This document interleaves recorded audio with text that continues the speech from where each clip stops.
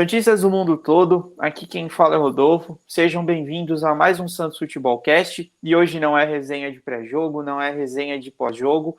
É um bate-papo, muito especial com um grande convidado que é referência aí no que se diz respeito à análise de futebol, futebol de base, futebol profissional, que é o Euler Vitor. Já esteve aqui com a gente em um programa e hoje a gente está gravando novamente para praticamente o que eu posso chamar aí, o que a gente pode chamar no canal de uma minissérie. A gente vai estar falando aí sobre a base do Santos Futebol Clube, o que acontece, as perspectivas, o que está certo, o que está errado, a análise do futebol brasileiro também, de uma forma geral, né? Como os times estão se comportando, como aqui a gente fala de Santos também, a gente vai dar um pouco de foco no Santos, mas a gente vai também falar de uma forma geral de outros clubes no Brasil. Então, em agradecimento já aos nossos patrocinadores, né? IZP, Green Sushi Vegan, na Mata Chef você. Euler, seja muito bem-vindo aqui ao Santos Futebolcast. Vamos para essa resenha, vamos fazer essa minissérie legal aqui, que a gente tem bastante coisa para conversar.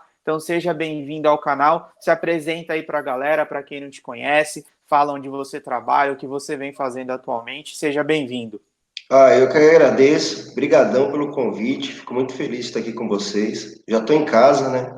A nossa primeira conversa foi muito legal, foi uma conversa muito agregadora, que trouxe muitas informações importantes e principalmente um alto nível. E falando nesse processo, Euler, eu vou citar o Santos e o Palmeiras como exemplo, porque o Palmeiras, eu vi isso no seu Instagram, eu achei muito bacana, desde 2015, 2016, vem tendo essa dominância, e o Santos caindo. Quanto tempo você acha que demora para, dentro da essência do clube, esse projeto ser inserido, ser fixado? E aí a gente não vai entrar nem no mérito do estatuto, né? Porque isso cabe aos gestores. Mas assim, se você tem aí duas gestões profissionais de cabeça aberta, de olhar para o horizonte ali certinho e falar, não, eu quero minha categoria de base completa, a minha essência é essa, tais campeonatos eu vou disputar com a base, quando chegar no campeonato mais forte, eu quero 4, 5 meninos, nos estaduais vão mais garotos, toda uma essência. Quanto tempo demora, em média, para você fixar um projeto completo de base, falando tudo isso aí que a gente falou agora na última questão? Quanto tempo você acha que demora para, desde o processo de campo, formação, maturação, até a educação e socialização? Quanto tempo, em média, isso? Eu colocaria aí em média de 5 anos, porque a gente sabe que no Brasil a gente começa a alojar a partir dos 14 anos, né, esses meninos já podem estar alojados. Então, se você pegar aí uma geração a partir agora de 2020, uma geração 2014 ali fazendo a captação desses atletas ali de 14 anos, perdão, que aí a gente está falando de uma geração aí hoje de 2006, né? Então, você pega esse ano de 2006 para trabalhar esses meninos para eles serem utilizados daqui 5 anos. Então, daria ali um prazo de mais ou menos 5, 6 anos para a gente conseguir utilizar esses meninos na equipe profissional, que é a fase de transição no Brasil, que é 18 e 19 anos. E como que seria feito esse trabalho? Esse trabalho tem que ser um trabalho, primeiro, definindo o staff do clube, que é importantíssimo, definindo a gestão de futebol, definindo gestores das categorias de base, treinadores, profissionais, olheiros, né, treinando esses olheiros para que o clube tenha o DNA. Num processo de transformação de categoria de base, algo que eu focaria num primeiro momento, com toda certeza, seria a formação desses atletas com proximidade com o clube. Então, eu captaria esses atletas ali na região de Santos, focaria nesses atletas mesmo, em projetos sociais, em escolinhas, em colégios, atletas com muita qualidade, que ali eu sei que estão em vários clubes do Brasil.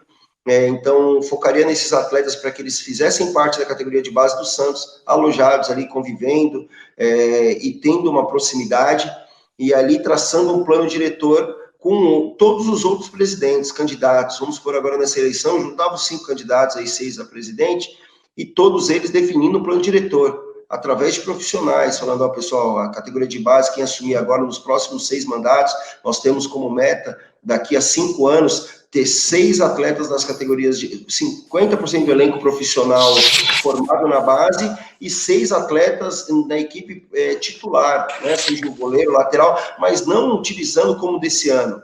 Porque se o Cuca pudesse contratar, o Cuca teria contratado aí 10 jogadores, teria feito como o São Paulo no ano passado.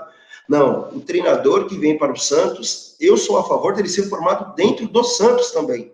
São treinadores formados ali, ex-jogadores que você vai pegar, um Elano que saiu, o Elano tinha que estar sendo preparado para ser um treinador do Santos. O Léo, que é o seu treinador, o Léo tem que estar sendo preparado para ser um treinador dentro do Santos. Sem pular etapas, começando lá da base. Ó, você é assistente, agora você é treinador, você é tal coisa, você está fazendo curso. Pronto, você está preparado. Outro ponto importante, Rodolfo, a base do Santos é a mais conhecida do mundo. O Santos tinha que ter um intercâmbio com, no mínimo, aí uns 10 países, top 10 aí do mundo. O Santos tinha que ter parceria. O Santos tinha que ter parceria com o River Plate da Argentina, com o Del Valle do Equador, com o Evingrado da Colômbia, com o Sunderland na Inglaterra, com o PSV da Holanda, um pacto mesmo de intercâmbio. Ó, o treinador da base do Santos Sub-15 vai ir na Holanda, vai ficar uma semana treinando. Depois vai vir um treinador da Holanda para cá, vai ficar uma semana. A gente vai mandar o time dos meninos cair. Para quê? Isso transforma. E eu tenho cases, eu tenho estudos que mostram que isso dá certo. O Benfica é um dos grandes cases do mundo. Eles investiram dessa maneira e conseguiram colher frutos em 4 anos. Eles saíram da equipe que menos utilizava a base entre os 3 de Portugal para se tornar a equipe que mais formava atletas para a seleção e que mais faturou nos últimos 10 anos com venda da base. Então, o Benfica implementou como? A caixa de futebol, um CT que poucas vezes eu vi alguma coisa como aquilo no mundo, que é algo extremamente fantástico, acima da média. Eles melhoraram a captação dos atletas, então eles conseguiram qualificar os olheiros para que eles captassem melhores atletas, e eles traçavam planos, objetivos em cima de cada atleta. Então o Santos deveria fazer isso.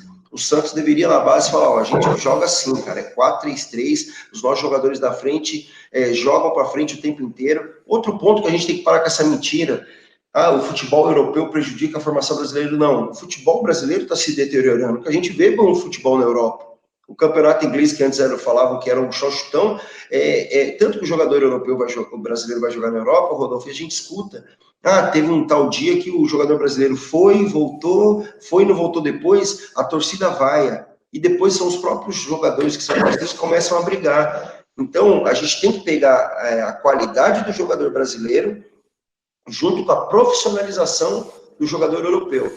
Então, porque o que a Europa fez? Continuou a formar de uma maneira muito profissional e levando quesitos aqui do futebol brasileiro. Na Holanda se fez isso, na Espanha se fez isso. Eles olhavam como os brasileiros treinavam os meninos quebrando linha e eles estão formando. A Bélgica é um dos grandes exemplos. Como a Bélgica forma jogador habilidoso. Então, eu acho que a gente tem tudo. Como eu falo, aqui no Brasil a gente tem tem o Mickey. A gente só falta construir a Disney em volta dele. E o Santos é isso. O Santos sabe formar. O problema é que está abrindo mão por problemas políticos para trabalharem de outras maneiras. Então, eu acredito que um projeto bem fundamentado, bem estudado, com a construção de um CT durante o período de 1 ano, entregando ali em dezembro do ano que vem, um CT para a base conseguindo treinar, né, trabalhando de uma maneira profissional, com pouca interferência externa, sem, na verdade, interferência externa, e com o plano diretor ali determinado, falando, cara, o jogador aqui joga para frente. O Santos é o time que joga para frente, é o maior ataque do mundo. Você tem que ter consciência disso. Você tem que marcar, porque é um time que toma pouco gol e gosta de fazer muito gol. Então, a gente joga dessa maneira. Beleza? Quem que vai ser o nosso treinador da base? Vai ser um treinador que gosta de jogar para frente, cara que não tem medo. O Santos tomou pau ali, perdeu o sub-13, perdeu o sub-15, perdeu o sub-17, perdeu o sub-20. Mas aí, fazia 70 gols no jogo, tomava 60, vai fazer 70. Tá bom? É isso que a gente quer, para quando esse jogador chegar lá no profissional, ele saber a maneira que a equipe joga. É DNA, cara. Isso daí ninguém pode mudar. E é um negócio legal, Euler, que você está falando. Antes de eu entrar, eu tenho 2 perguntas depois, que já tá batendo certinho com o seu raciocínio. Se a gente for olhar, por exemplo, o processo do Liverpool, que eu andei lendo recentemente, o Liverpool lá tem aquela questão que os donos americanos lá compram o time e a partir dali cria-se um processo. Eles erraram no primeiro momento, né? contrataram alguns jogadores que não deu certo, mas teve o sucesso, por exemplo, com o Henderson, teve o sucesso, por exemplo, com o Coutinho, com o Suárez na época, e o cara que vem para finalizar o processo e dar um andamento extraordinário é o Klopp, né?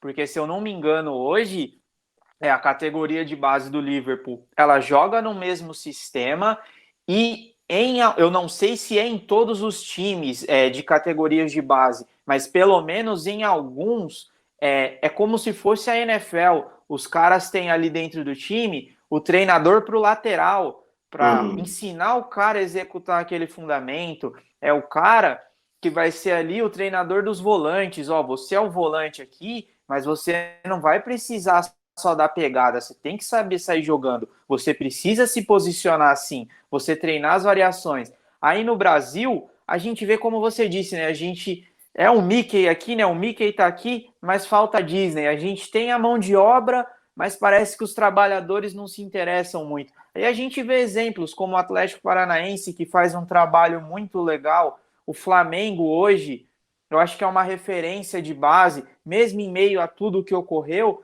mas hoje o time do Flamengo, ele tem muito desse sustento de grandes atletas aí, por venda de atletas da base. O Vinícius Júnior, o Paquetá, o Léo Duarte, agora o Lincoln é cotado para ser vendido, tem o Jean Lucas, que veio no negócio para o Santos lá, mas foi vendido. Então, de certa forma, sustentou o gasto do Flamengo, além de todo o mérito que eles têm aí na conquista. Mas você vê o Palmeiras. O Palmeiras era um time que, como você postou lá, eles ganharam tudo ultimamente aí na base. Não pegaram uma Copa São Paulo nem nada, mas sempre estão chegando bem nos campeonatos. E aí o que acontece?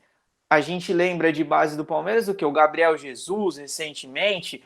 E agora não, você vê que o time, os meninos, não são só usados para ser vendido e sustentar em tese os investimentos que a Crefisa quer fazer. Hoje o Palmeiras tem 4, 5 meninos que são referências no time profissional. Então acho que as pessoas estão começando a mudar a visão, né? Estão ali trabalhando para até um momento aquele atleta dá suporte na base e quando ele estiver preparado ali com toda a essência que o clube cria, ele sobe e vai jogar. Os esportes americanos fazem isso, o Canadá faz isso, a Inglaterra faz isso. E a pergunta que eu chego para você agora, a gente falou da essência aí. Alguns clubes aproveitam, outros não, uns são referências, outros não. Acho que aqui no Santos a gente tem a essência, é referência, mas vai muito na base do susto aí, né? Como você disse, se o Cuca pudesse, ele não estaria utilizando o Sandro, o Balieiro e o Ivonei. Ele estaria com o Tassiano e o Zé Wellison, por exemplo. Não seriam esses meninos, a gente malemar ia saber quem era Vinícius Balieiro. Dentro do clube, desde o sub-11 ali, até o sub-20, até o sub-23, tem que ter a essência no sentido do esquema tático, na sua opinião? O clube tem que ter esse sistema tático unificado mesmo? Porque não adianta, né, você ter ali no sub-11 e no sub-13 um cara ofensivo, aí o garoto chega daquele jeito. Aí no sub-15 ele pega um cara reativo.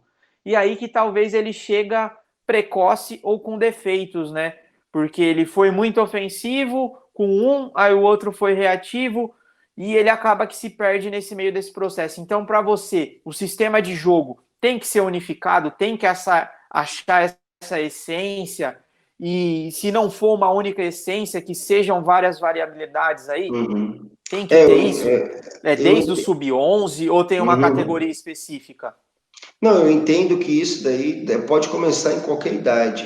O que a gente não pode definir é um sistema de jogo. 4-4-2, 4-3-3, a equipe consegue jogar no 3-5-2 e ser extremamente ofensivo, com os dois alas jogando lá em cima e tem hora virando um 3-2-4 ali, tem hora que você pode fazer o que você quiser, né? Mas assim, eu acho que o time ofensivo, a ofensividade de uma equipe vai muito além do sistema tático, vai muito que nem a gente falou do DNA, os caras buscarem ataque, de terem aqueles laterais que sempre estão buscando ataque, que chegam bem, que finalizam bem, de ter os atacantes que conseguem fazer a parede legal, de ter os meias que conseguem finalizar de fora da área.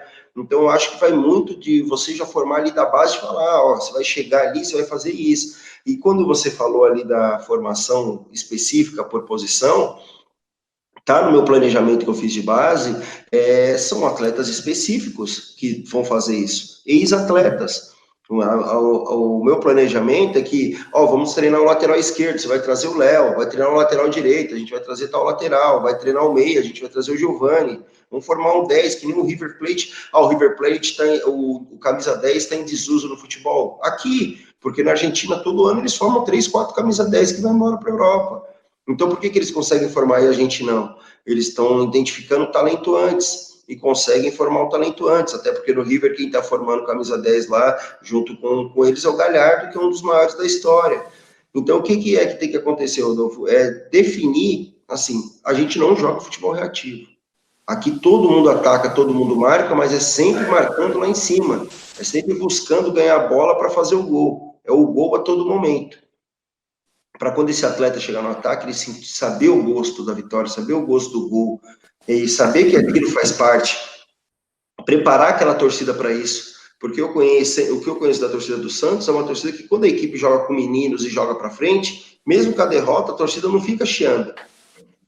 A torcida do Santos não gosta de time covarde, né? De time que tem medo de jogar, que joga para trás, que vai jogar esse futebol que nem o Cuca jogou ali contra a LDU, que foi uma das coisas mais deploráveis que eu já vi de uma equipe. Bizarro. Fazer. É horrível, né? Jogando retrancado dentro de casa. Aquilo ali foi algo que eu nunca vi acontecer com o Santos, a não ser situações como o Campeonato Paulista lá, quando quase perdeu para o Santo André, mas peraí, tinha 2 jogadores a menos. Agora uma equipe jogando contra uma equipe equatoriana, fora de casa, algo que a gente deve lembrar que é muito importante, Rodolfo, o mesmo problema que uma equipe tem para jogar na altitude é que a equipe da altitude tem quando vem jogar numa equipe que está no litoral. É uma dificuldade gigantesca para eles. Eles têm muita dificuldade. A bola diminui a velocidade, a quantidade de ar e umidade é muito maior, então eles sofrem também. Então eu acho que vai muito da gente falar assim, vamos preparar esses atletas de uma maneira real. Como que é a maneira real? É o DNA do meu time. É do Santos é assim, é do Palmeiras é assim, é do Corinthians é assim. O tipo de atleta que a gente quer é atleta que jogue dessa maneira. Então, quando você define isso, independentemente da formação tática, você vai conseguir jogar. Porque, às vezes, numa equipe sub-11, tem 4 meninos que jogam no meio que são muito bons. Às vezes, na sub-13, tem 3 meninos que são atacantes e você não dá para deixar ninguém na reserva. Às vezes, numa outra, você não tem 2 laterais tão bons, você tem que jogar no 3-5-2, beleza. Em todas as formações que você fizer, dá para jogar de maneira ofensiva. E eu acho que quando você treina o menino na base para ele jogar de maneira reativa, com medo do jogo, para ficar ganhando de 1-0, além de toda a covardia que você tem, você está prejudicando de formar um jogador melhor. Concordo. E nessa questão dos treinadores específicos, Euler, isso tem que estar ali desde um sub-11 ou isso acaba aqui entrando ali a partir de um sub-15, onde ele está com um físico praticamente desenvolvido, né? Porque é uma maturação ali em tese, tanto em um menino como uma menina, ele tem aquele famoso estirão, a menina um pouco mais cedo, mas o menino ali por volta de 14, 15, 16 anos. Então, essa especificidade mesmo de um treinador de posição ali, ela tem que estar desde um sub-11 ou ela entra em um momento específico ali do clube, um sub-15, um sub-17? Não, eu acho que deve estar desde o começo. É importantíssimo ali desde o começo, quando ele já está na base do clube, porque isso tem um impacto muito grande também, né? A gente está falando de impacto, porque tudo que é novo é impactante. Então, o menino que ele já começa aprendendo a maneira que ele vai bater na bola, porque é impossível você encontrar um atleta que vai ter 5, 6 pontos de qualidade extrema e ele não tenha que melhorar em nenhum. Então, o menino, às vezes, ele tem que melhorar na visão dele de jogo, na velocidade, na qualidade do passe, na finalização, né, no posicionamento. E isso daí é dado por um atleta, um ex-atleta, um cara que esteve dentro de campo, é muito mais fácil. Então, por que não trabalhar em parceria, alguém acadêmico junto com um atleta ali da categoria de base? Isso daí não é interessante? Muito. Porque isso vai trazer uma visão prática e teórica que é importantíssima para o processo de formação do atleta. Então, esse ex-atleta, quando ele está ali no meio, ele vai falar, você vai bater na bola dessa maneira, leva a bola um pouco mais, e quando você for cruzar, você primeiro olha e posiciona o corpo dessa maneira. Ó, eu quero um batedor de falta, ali a gente não vê mais batedor de falta. Cadê um batedor de falta ali ensinando para os meninos? Quem que é os melhores batedores de bola aí do 11, 13, 15, 17, 19? Ó, coloca eles aqui que hoje vai vir o Pita, aqui, ex-craque do Santos, batedor de falta, ele vai ensinar como que ele batia a falta, assim. Aí esses talentos estão indo, estão morrendo, e a gente está deixando passar, e o que eles poderiam agregar não está ficando ali, porque acaba um passando para o outro. Então esses caras vão embora com tudo aquilo que eles têm. Olha, de uma maneira assim, Rodolfo, hoje é o dia do treinamento lateral. Então, todos os laterais esquerdos vão se juntar a um lateral esquerdo que jogou na história do Santos e ele vai dar um treinamento para eles ali, ele vai dar uma palestra, ele vai falar, vai pegar lances do jogo dele mostrando o que ele fazia. Hoje é o dia do lateral direito, hoje é o dia de um meia, hoje é um dia do volante, hoje é o dia do centroavante. Peraí, o Serginho Chulapa, você tá ali. Eu nunca vi um treino do Serginho Chulapa, mas tem que falar assim, o Serginho Chulapa, vai vir todas as categorias aqui hoje que você vai dar um treino de finalização para eles. Só finalização. Então vai pegar ali, vai ter 10 jogadores que vai treinar com o Serginho como que ele fazia. Ó, eu segurava o corpo aqui, a bola batia, eu girava e eu finalizava dessa maneira. Entendeu? Ó, eu espero o goleiro cair para bater. Para subir de cabeça, eu espero um pouco mais para eu ver onde que a bola vai realmente para eu conseguir pular e ganhar na impulsão do zagueiro. Ó, eu antecipo dessa maneira. Faz toda a diferença. Faz muita diferença. Um treinador sozinho... E a gente está falando disso tudo, né, Euler? No começo ali... Com certeza faz. A gente falou ali no começo, até no meio da nossa entrevista aqui, dessa situação dos dados, né? A importância dos dados, da essência. Você falou de um tempo médio aí que a gente demora para conseguir uma estrutura. E você vê uma coisa de conceito de dados, que é muito famosa hoje no mundo do futebol, é o Moneyball, né? É o homem que mudou o jogo lá, o filme do Brad Pitt, acho que é isso. Isso, o homem que mudou o jogo. E você vê, hoje o Liverpool, que foi um time que eu citei agora um pouquinho atrás, o Liverpool tem um sistema de dados próprios, né? Que remete a muito isso que você está falando, os treinadores específicos, o Liverpool contrata e forma jovens jogadores através de dados específicos do clube, uma essência de jogo que, como você bem disse, não precisa se limitar a um 4-3-3, um 4-2-3-1, um 3-4-3, que seja. Não, eles têm a essência de dados. Então, o Moneyball veio para o Brasil aí por volta de 2015, 2016. O Atlético Paranaense inseriu isso, o Grêmio, a montagem do time do Grêmio foi à base de estatísticas, Corinthians, Palmeiras, o próprio Sampaoli, é que ele gasta muito, né? Mas ele tem a base de dados dele ali, né? Ele é um cara que ele gosta mais, ele não forma tanto, ele gosta mais do jogador pronto. Mas nessa questão de dados, assim, por exemplo, o Santos tem a essência do ofensivo. O Santos quer que o lateral direito seja assim, o esquerdo assim, o zagueiro, o meio, o atacante, cada um de um jeito.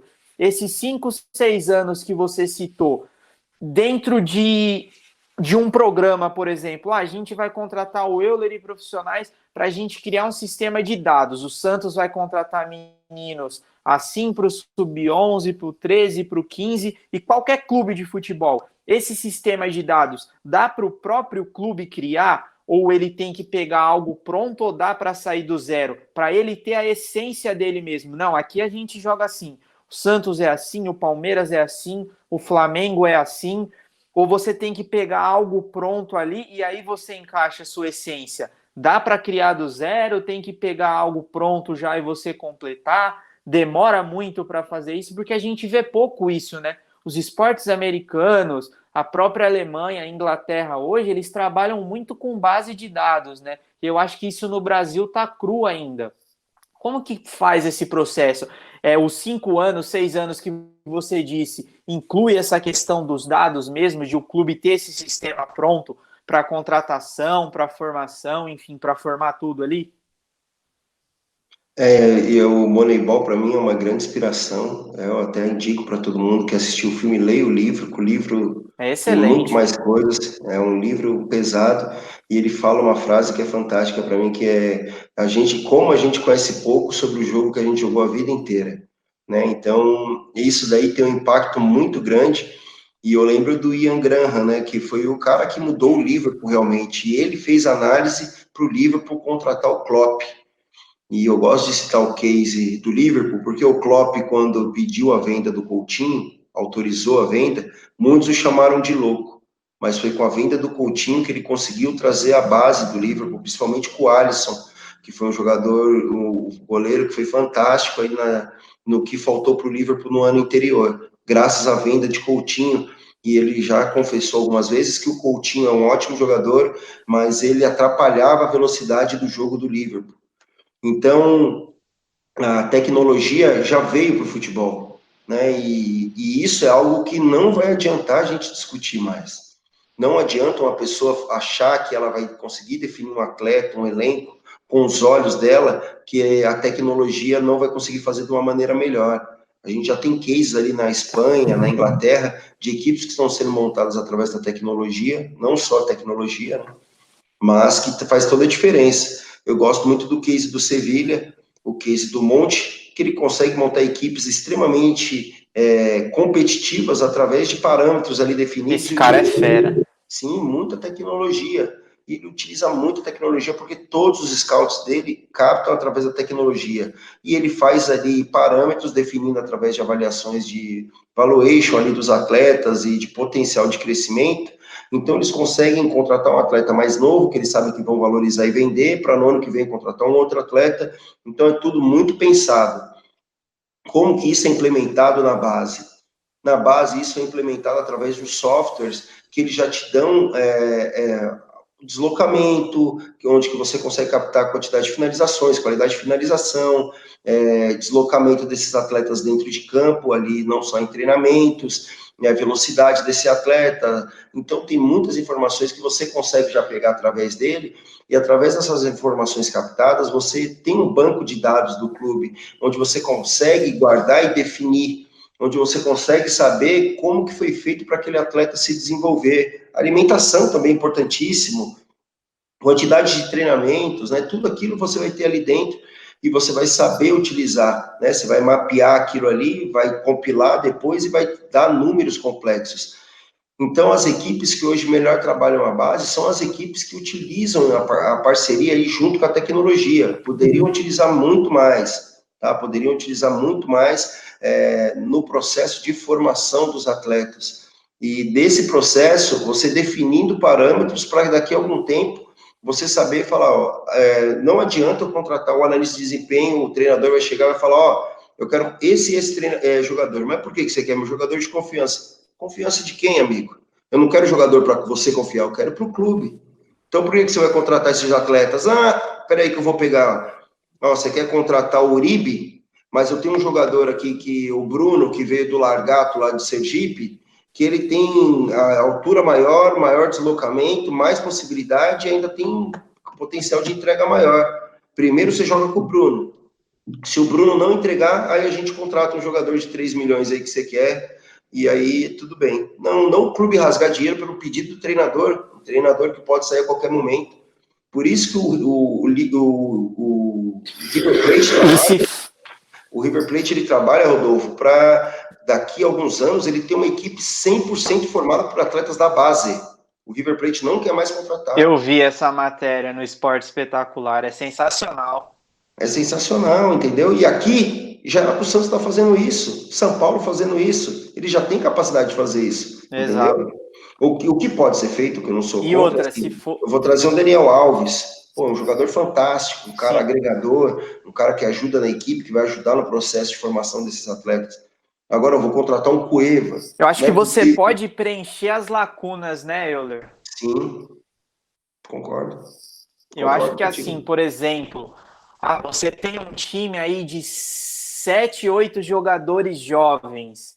Eles estão ali nas suas características, dentro de tudo que o clube planejou, na essência, nos dados, mas, pô, aí você olha lá para o mercado lá do México, dos Estados Unidos, você vê o Carlos Sanches lá, por exemplo. Pô, o Sanches está com 34 anos, por onde passou foi uma referência, é um atleta que não dá problema, está em fim de contrato, vamos oferecer um valor tal para o Sanches, e um contrato de 2 anos. É um cara que chega e agrega para o time.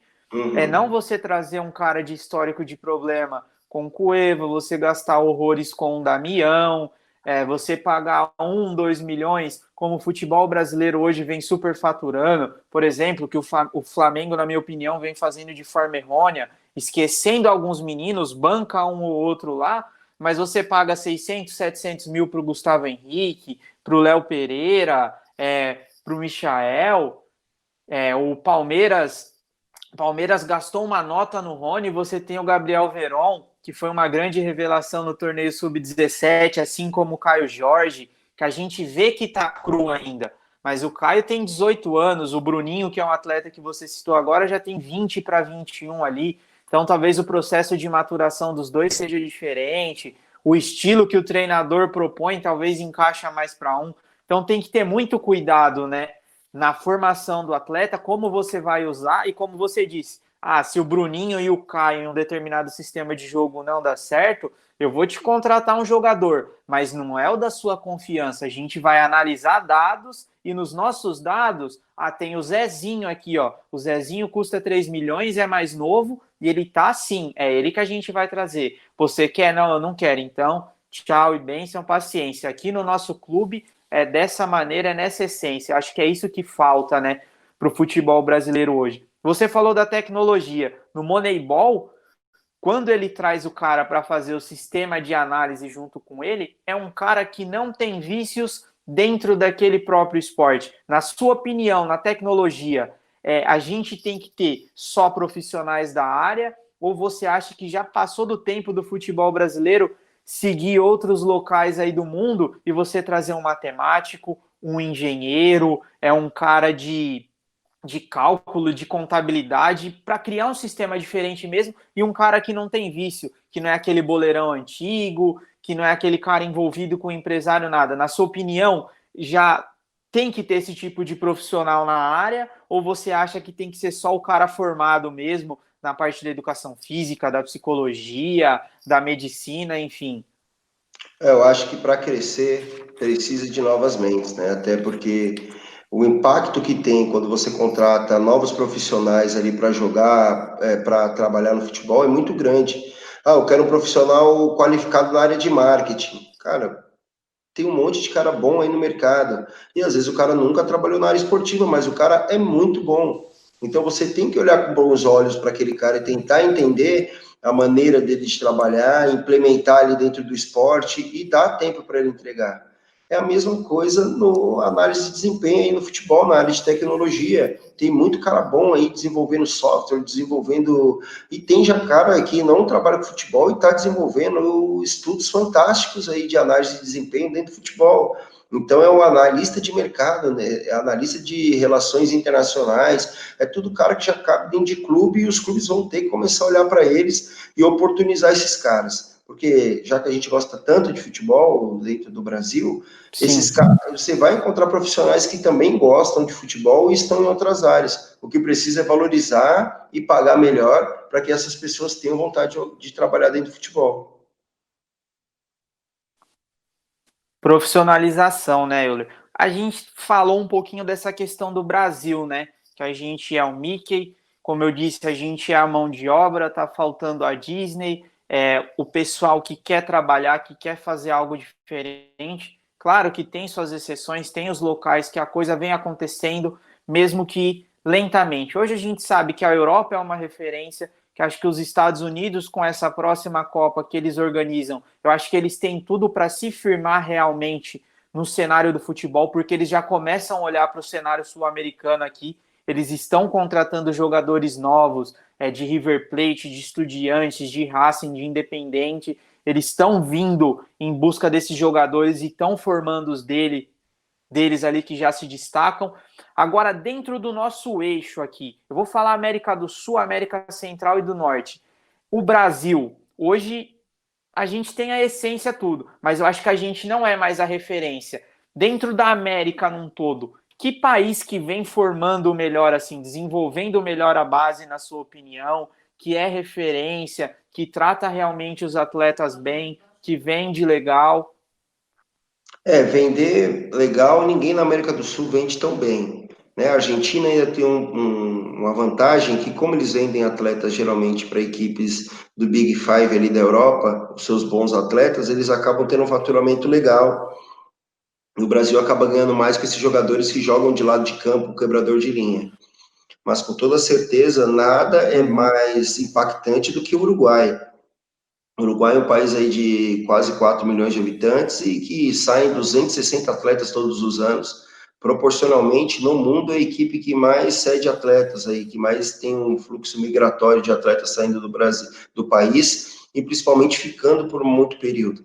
Se a gente imaginar que a cidade de Salto tem 100 mil habitantes e no mesmo ano conseguiu formar o Cavani e o Soares, é algo espetacular, extremamente significante para o futebol mundial. Outro país que vem crescendo muito é o Equador, que vem conseguindo formar muitos atletas, tendo destaque nas competições sub-20 e sub-17 do mundo, como mais uma vez, não é que seja o principal parâmetro, mas é um parâmetro importante as competições, e nós não vemos mais o Brasil chegando bem em competições mundiais. A gente tem que lembrar que no último Mundial Sub-17 o Brasil só se classificou porque era o país sede, senão não teria ido disputar a competição. Isso é uma vergonha.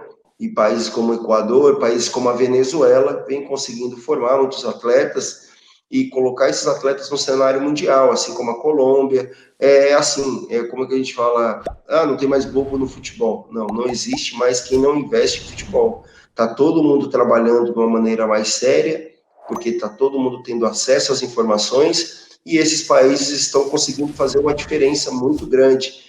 E o Brasil parou no tempo. A gente está parado no tempo em diversos aspectos, tirando pontualmente alguns clubes, os demais continuam no empirismo, achando que aprendendo as coisas por osmose, e quando vai contratar um jogador, que contratar um jogador que jogou há 10 anos atrás no clube, achando que ele vai entregar a mesma coisa. É uma loucura, realmente é uma loucura.